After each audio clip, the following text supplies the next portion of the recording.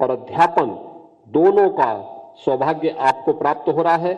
आज जब हम बाबा साहब भीमराव अंबेडकर जी की इस पावन जयंती के कार्यक्रम के साथ यहां पर जुड़े हुए हैं, मुझे पूरा विश्वास है कि हम सब बाबा साहब भीमराव अंबेडकर जी के उन सपनों को साकार करने के लिए, जिन्होंने स्वतंत्र भारत के अंदर देखा था, जैसे आप प्रधानमंत्री मोदी जी नए भारत के रूप में स्थापित करने हैं, तो हमें भी नए भारत के, नए उत्तर प्रदेश के निर्माण में अपना योगदान देना होगा।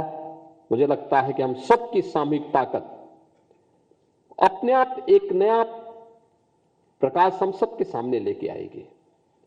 याद रखना, जब हम अकेले काम करते हैं वो हमारी अकेली ताकत होती है। हो सकता है कि उसमें हम अपना सब कुछ लगा रहे हों, लेकिन जब पूरे समाज की ताकत मिलकर के एक साथ कार्य करती है तो उस ताकत का अपना प्रभाव होता है। मुझे याद है पूर्वी उत्तर प्रदेश में एक बीमारी होती थी, वह बीमारी थी मस्तिष्क ज्वर की। 1977 से लेकर के 2017 तक इस बीमारी के कारण 40 वर्षों में 50,000 से अधिक मासूम बच्चों की मौत हुई थी, जिसमें अनुसूचित जाति, जनजाति और अल्पसंख्यक समुदाय के अधिकतर बच्चे हुआ करते थे। यानी 90% जो मौतें होती थी इसी समुदाय से होती थी। मैं 1998 में जब गोरखपुर का सांसद बना तो मैंने इस बीमारी के खिलाफ लड़ाई प्रारंभ की, लेकिन हमारा फोकस तब तक केवल स्वास्थ्य विभाग तक था, स्वास्थ्य तक था।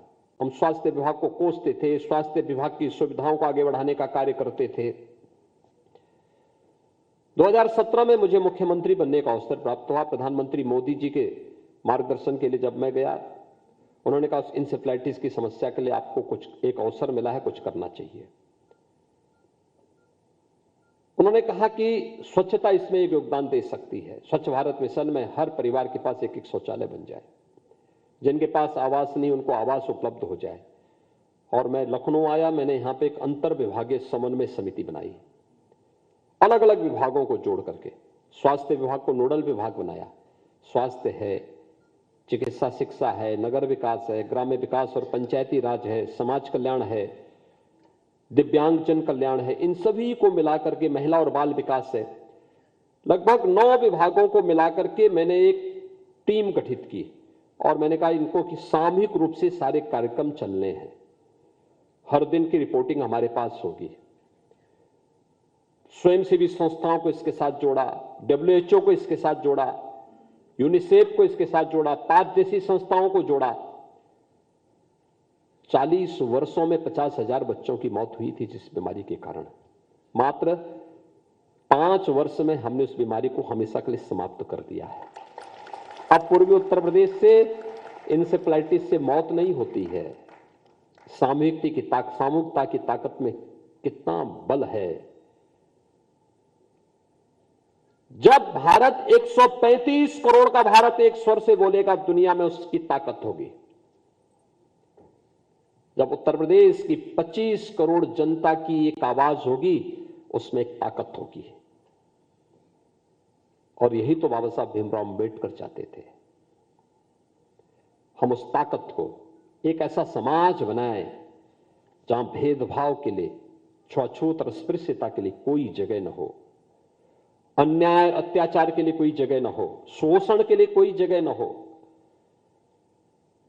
अनेक कार्यक्रम जो इस समय चल रहे हैं, प्रधानमंत्री स्वामित्व योजना में, जहां पे जिसका घर है, ड्रोन सर्वे से टेक्नोलॉजी का उपयोग करते हुए उस स्थान का जमीन का पट्टा ससम्मान उसके नाम पर उपलब्ध करवा दो। यही तो प्रधानमंत्री स्वामित्व योजना में उसे उसका हक दिलाने का काम सरकार कर रही है।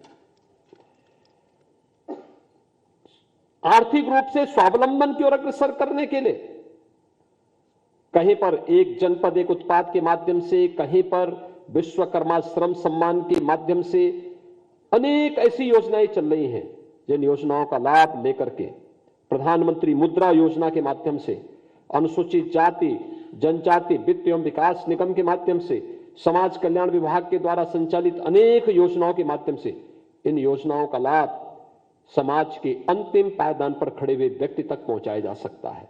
और उन योजनाओं को उन तक पहुंचाने के लिए हम सब जानकारी रखेंगे।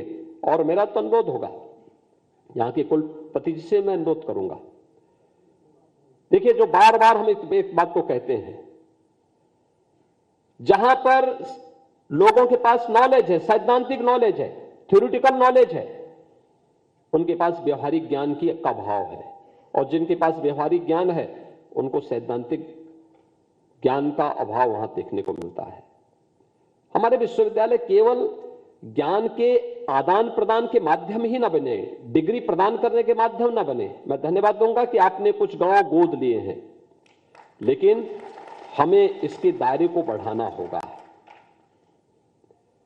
यहां पर बाबा साहब भीमराव अंबेडकर विश्वविद्यालय में पढ़ने वाले जितने भी छात्र छात्राएं हैं, इनको सामाजिक ज्ञान के साथ, वो किसी भी विधा से जुड़े हुए हों, वह मानविकी से हों, वे साइंस से हों, वे कॉमर्स से हों, वे इंजीनियरिंग के उससे जुड़े हुए हों, किसी भी विधा से जुड़े हुए हों, लेकिन उन्हें व्यवहारिक जानकारी के लिए समाज के बीच में जाने की आदत डालना, समाज के साथ उनका एक जुड़ाव हो, एक आत्मीयता का भाव हो, उसके साथ जोड़ने की प्रक्रिया को आगे बढ़ाना।